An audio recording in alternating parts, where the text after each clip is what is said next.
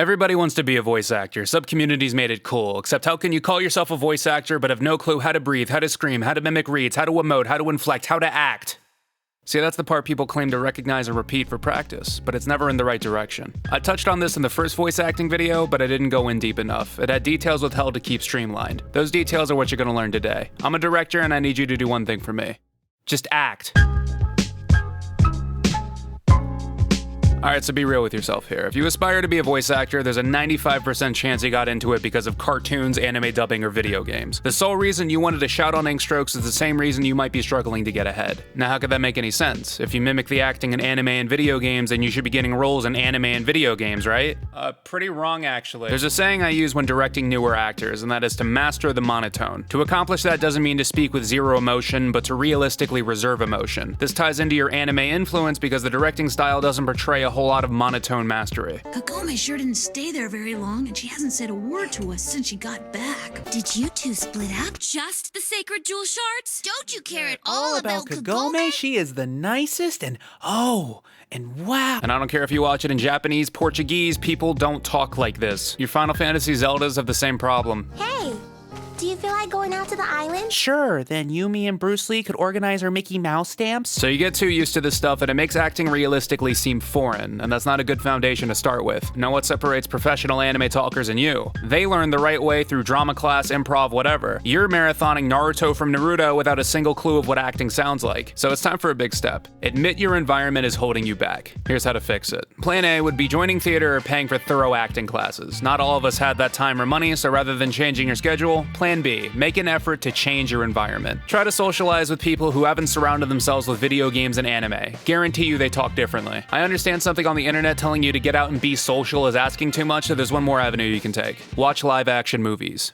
Analyze live action movies. Analyze live action movies with as much talking as possible. Skip fantasy, skip action. You need to be exposed to how an average person talks in order to build up to more extreme emotions and settings. So no, you don't have to start off taking extensive notes on Jack Nicholson monologues. Get a feeling for aggressive back and forths watching Superbad. Check out Robert Downey and Due Date to see how someone conveys annoyance without over-the-top grunting or blatant whining. Pick any modern movie that isn't too out there and it'll show the common dialogue I'm talking about. People in starring roles might not always be able to cry convincingly or deliver a monologue you can feel, but when it comes to talking without sounding like they're acting, not a bad place to look. This entire video isn't about changing what you watch, however, just doing that might make the other pieces fall in place. Here's some other pieces. The next most common problem I see with fresh actors is an inability to project volume. A lot of people have a subconscious thing in their head which hinders their ability to project or scream as loud as they should be.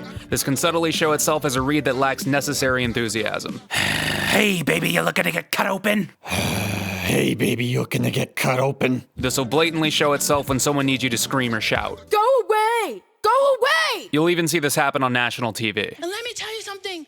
There was something, Howard, I bet you don't. Maybe you're saying, oh, it's screaming, it's easy. But if it was that easy, I wouldn't have had to manually teach people how to scream in the few years I've been directing others. Humans are naturally embarrassed to be loud. I don't know why, don't worry about it. What you should worry about is how to fix it. One exercise that helps is beginning with a weak scream and in the same breath progressing louder and louder until it's full-on screaming. Think of it as challenging yourself to get louder and louder. Eventually, you'll wear down the subconscious part of your brain and get the most out of your voice while gaining the confidence needed at that volume to convey words properly while screaming. If you're practicing right, it should sound like this.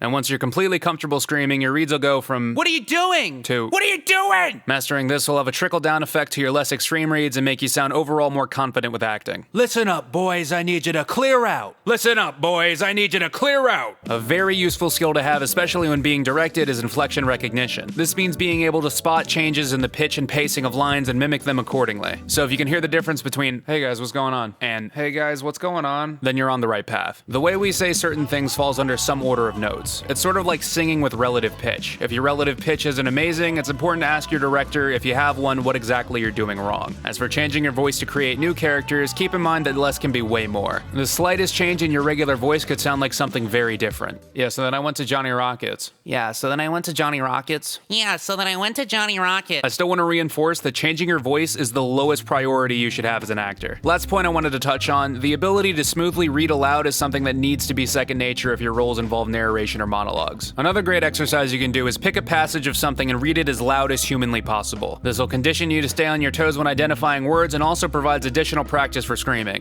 If you don't screw up, it should sound like this. Harry's heart would have melted right there if it wasn't for the fact that he copped a Gucci Lakers Letterman jacket and every day wanted to feel of those threads! Thousands of people are going to watch this and not everyone's the same. Some people literally cannot read aloud quick enough to smoothly act at the same time. This could be dyslexia, stuttering problems, whatever. If you have a problem like this, the only immediate advice I can give you is to memorize all of your lines so you don't have to read aloud. Ask for your scripts in advance and I'm sure no one's going to have a problem with it. I know one of the appeals of voice acting is that line memorization isn't mandatory, but sorry, for you it might be. Following all of those tips and exercises properly will without a doubt make you a better actor. 1,000 times more important than trying to figure out your next silly voice. One question I've gotten a lot is how to nail auditions. Sometimes getting the work can be just as hard as doing the work. I've heard that auditioning and acting are two different games with one common skill set. A theory I had to define the two roles was that there's vessels and creators. Vessels can possess all the technical acting ability under the sun and thrive when being directed. Creators are all that, but can direct themselves. I've met plenty of actors that can properly deliver my reads.